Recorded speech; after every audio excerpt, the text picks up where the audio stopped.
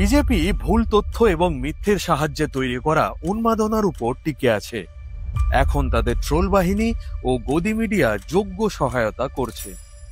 SIR কে এখন তারা আরো একটি রাজনৈতিক সার্কাসে পরিণত করেছে। বিজেপির যাবতীয় প্রচার যন্ত্র বিভ্রান্তিকর ক্লিপ প্রচার করছে।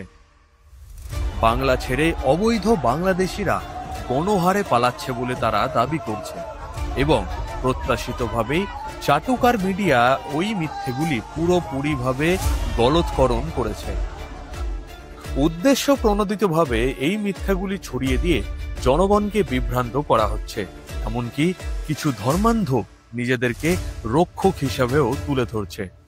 বৈধ ভারতীয় নাগরিকদের রীতিমতো হেনস্থা করা হচ্ছে। এমনকি 2002-এর এসআইআর তালিকায় নাম আছে তাদেরও। সম্প্রতি একটি ভিডিও ছড়ানো হয়েছে যেখানে দাবি করা হয়েছে বাংলার বুকে দাঁড়িয়ে অবৈধ বাংলাদেশি ও রোহিঙ্গারা এসআইআর এর বিরুদ্ধে প্রতিবাদ জানাচ্ছে, যা সম্পূর্ণভাবে মিথ্যা। ওই ভিডিও ফুটেজটি আসলে বাংলাদেশের ফরিদপুরের। অন্য একটি ভাইরাল ভিডিও ক্লিপে দাবি করা হয়েছে অবৈধভাবে থাকা রোহিঙ্গারা ভয়ে বাংলা ছেড়ে বাংলাদেশে ফিরে যাচ্ছে, যা আরও একটি মিথ্যাচার। এই ভিডিওটি আসলে বাংলাদেশের বাগেরহাট জেলার মোংলা ঘাটের। সম্পূর্ণ নিশ্চিত করে বলা যায়, এসআইআর এর কারণে অবৈধ অনুপ্রবেশকারীদের বাংলাদেশে ফিরে যাওয়ার ঘটনা একটিও যাচাইকৃত রিপোর্ট এখনো পর্যন্ত নেই। এই ন্যারেটিভটি সম্পূর্ণভাবে বিজেপির দ্বারা তৈরি করা বিভ্রম। বহু বছর ধরেই বিজেপি বাংলার জনগণের ওপর জোর করে বাংলাদেশি রোহিঙ্গা তকমা লাগানোর চেষ্টা করছে। অমিত শাহর দিল্লি পুলিশ তো বাংলা ভাষাকে বাংলাদেশি ভাষা বলেই ঘোষণাই করে দিয়েছে।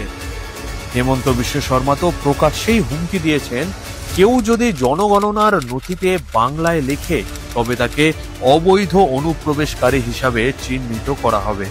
এমনকি গিরিরাজ সিং গণতান্ত্রিকভাবে নির্বাচিত বাংলা সরকারকে বাংলাদেশি রোহিঙ্গাদের সরকার বলে তকমা দিয়েছেন।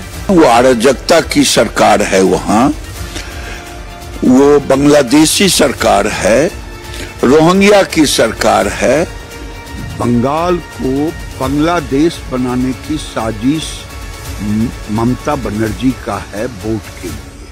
বাংলা এই ধারাবাহিকভাবে করে যাওয়া অপমান বরদাস্ত করবে না। আমাদের গণদেবতা এই সবের বিরুদ্ধে 2026 সালে এক উদাহরণস্বরূপ রায় দেবে। বিজেপি, বাংলার বুকে তোমার সময় শেষ।